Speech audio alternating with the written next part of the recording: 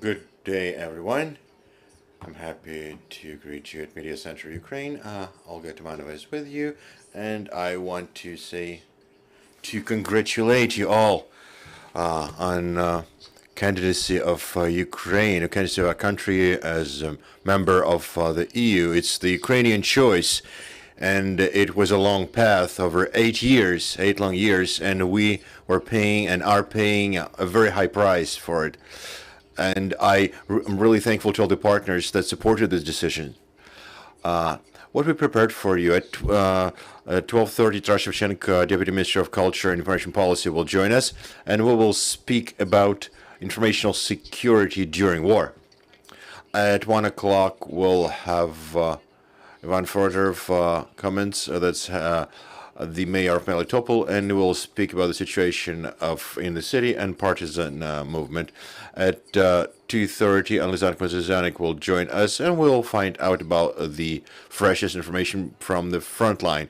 And right now, I would like to invite our speaker, Oleksandr Khorunzhiy, press officer of State Emergency Situation Service, and we will speak about the safety and security on water objects and recreation objects. Please, Mr. Oleksandr.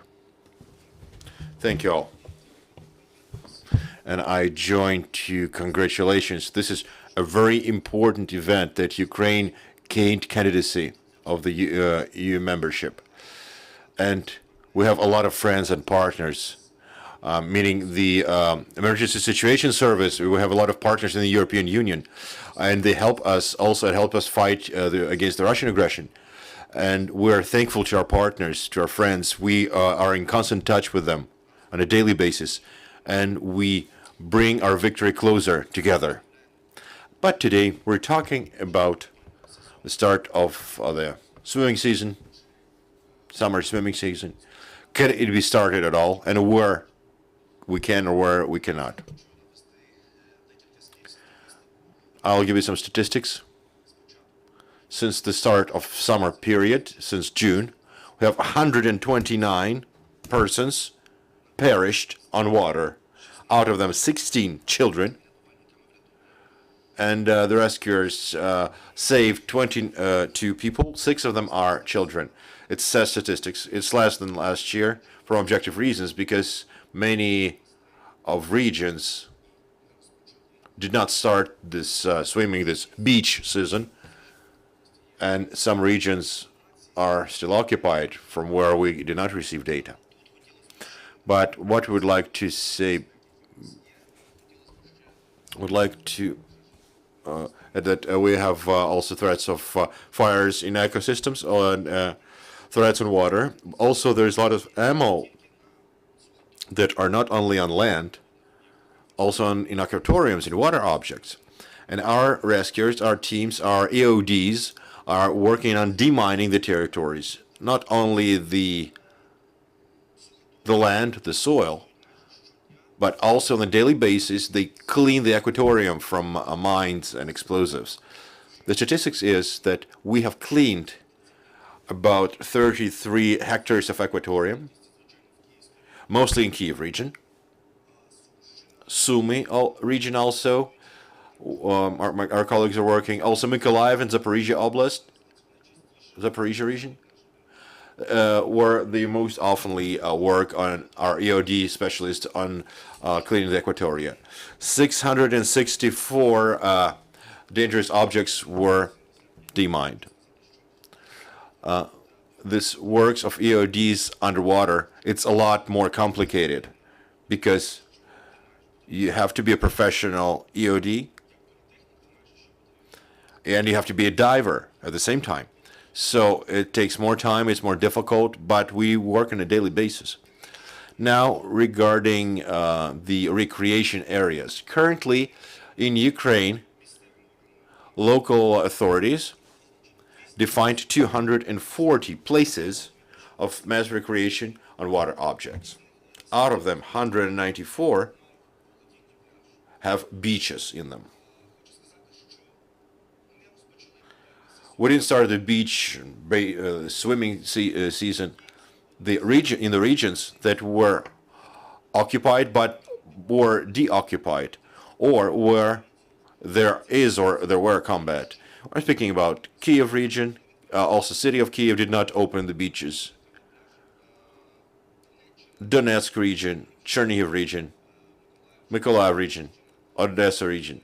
So the regions where we do not recommend at all to come to water object, to come to the beach. Also at Sumy region. A lot of regions, really, where the occupation or combat actions happened. Why? It's natural. They could be contaminated with a lot of amount of explosives.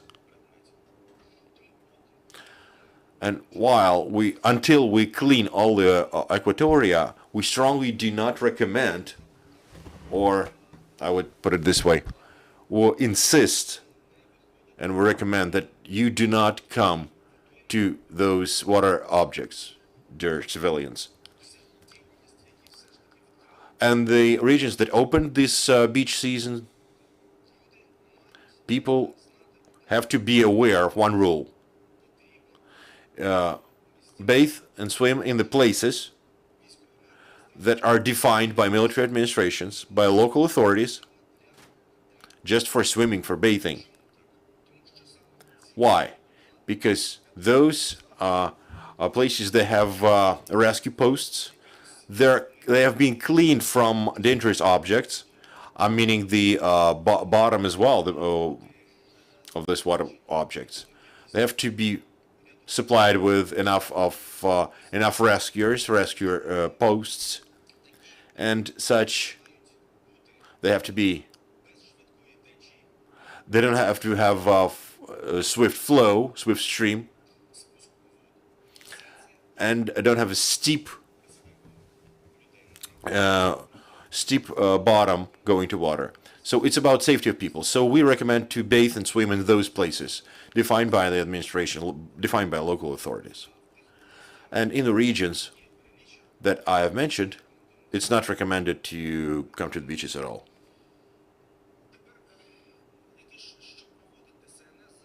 What our rescuers, what we're doing on preventing the emergencies.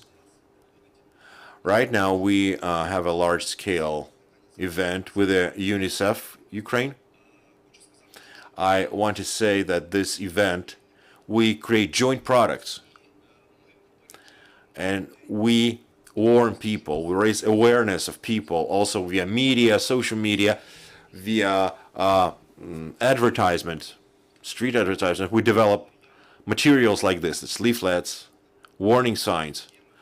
We hand that to people during the events, conduct raids to raise awareness that bathing and swimming in water objects, it's a pleasant process, yes, but it has certain dangers to it. I would like to say what rules people should be aware of to avoid emergency. Close to water, when you're close to water, do not consume alcohol.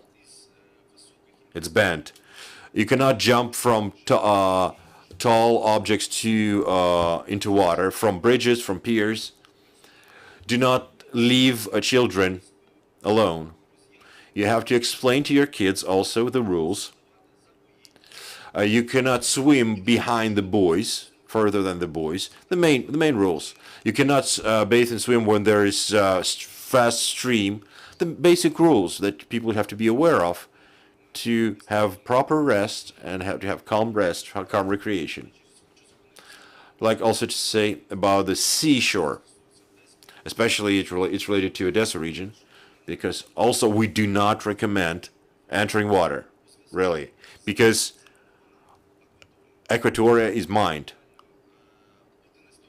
On the 11th of June, in Grabivtsi, Odessa region, we had an emergency. Male with his buddy, with his friend, they went to water and they exploded on explosives. His friend luckily survived, but the guy just died. Several mines were brought to the shore, by the sea. It's a permanent process. People have to be aware that it's very dangerous to bathe there now. So they should not enter water. They should not enter the sea. Regarding the woods recreation, we know that people have rest not only on water objects in the regions that you mentioned when it's banned to have rest at water objects. Also, it's banned to have rest at forests as well. Yes, it's banned for the same reasons. For the same reasons, the territories can be mined. It's about 300,000 square kilometers. They're contaminated with explosives, and all the territory has to be cleaned. And 19,000 of square kilometers they're included of Equatoria are included in this figure. So, and all that area we have to demine. And first priority for EODs are infrastructure objects, naturally, in the occupied cities. Residential area, firstly, roads, etc. And the next line is woods and fields, which first we do what has a highest priority, but then secondary. We understand that everything is important, but the amount of EOD specialists does not allow us to cover all the territory, which is understandable. So the demining is an ongoing and gradually is done. How much territory did you demine for today? For this day, we have the following figures for demining. Cleaned, demined, over 62,000 of hectares. And destroyed over 145,000 of dangerous objects. Out of 2,000 of them are aviation bomb. Just imagine the amount of bombs that were dropped on us from the enemy. And in addition, 602 kilos of explosive substance was destroyed. Questions, please. Ukrinform, there is a question. Can you inform us for how much time would it be needed to demine all the water objects of Ukraine, even if we're not speaking about temporarily occupied territories? We're informed of that. The Minister of Interior, Dmitry Monastersky, we're speaking about period of time up to 10 years. Up to 10 years. That's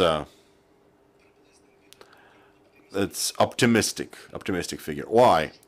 Because we don't know what's happening on the territories where there is active combat right now, and what time we would need after we free them from occupants. I'm speaking of Kherson region, I'm speaking about part of Donetsk region, Lugansk region, part of Kharkiv region, etc. So 10 years, it's optimistic scenario. And I'll tell you more. We're still working on demining of the territory after the First and Second World War. Still after we demine the territories after military aggression of Russian Federation, we also, this obsolete ammo we find daily from the old wars. Also had information from Emergency Situation Service that Poland will send 100 of rescuers to us to help us. How many countries help us and do the foreign specialists help us on demining?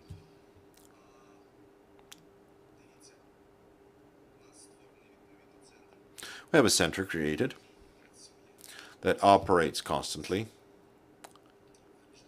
with international partners. And depending on the capabilities provided by certain countries, we study their capabilities, and we select the candidates for conducting certain operations on demining. Naturally, the countries, they are willing and ready to help us. Not only Poland, also Poland, but not only Poland. Also Canada, also other specialists. There was an application for Turkey, by the way. There was a Turkish application, by the way, but there are many. But we have to be aware what operations are done by certain specialists to involve them in certain places. Separately, we operate with international partners and organizations such as Holotrust, Danish Group, and so forth. After active combat is over, after we free our territory, it's indubitably that those specialists will work here in Ukraine to help us clean the territory from this lethal and dangerous object. Correct. Could you comment on UXO? Sorry, No problem. one moment, please.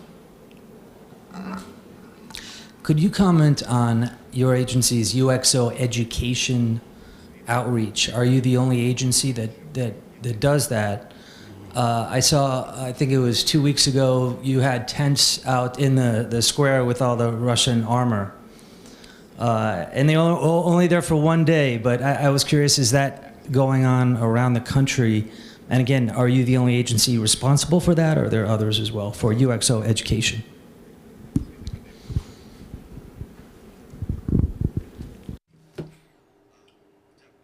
Thank you for the question. We're not the only agency that educates and conducts that work with children, for instance. However, we proactively involved. We're one of the main.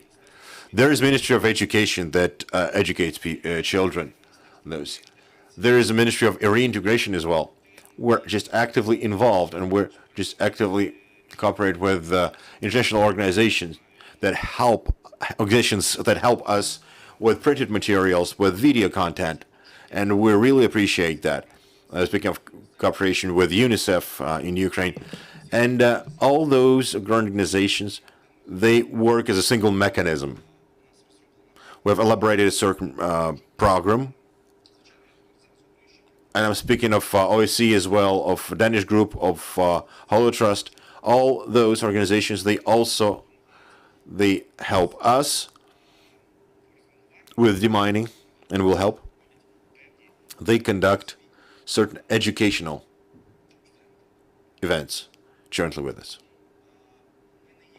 We're not the single organization, but we also put effort together with them, with others, for people to be able to detect ammunition. Secondly, make correct actions when they detect them. And thirdly, be aware where to call, where to address, whom to address.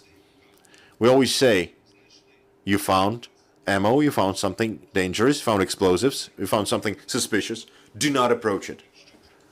Rule of thumb, do not approach us. If you are near, just go back with following your footsteps. Just go away from it and call 101 or for rescuers, or 102 for police service. Simple rules. You found it, don't touch it.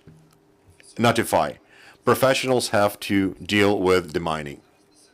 Right now, Emergency Situation Service is actively increasing the personnel of EODs to faster and more professionally demine the territories that were contaminated by ammo. The Chamber of Ministers of Ukraine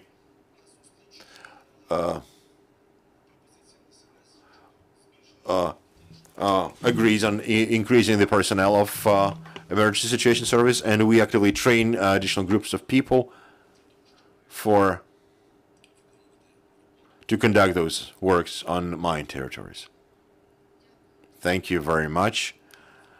Oleksandr Khorunzhiy was with you, Speaker of Emergency Situation Service. Please stay with us. Thank you for your kind attention. Thank you.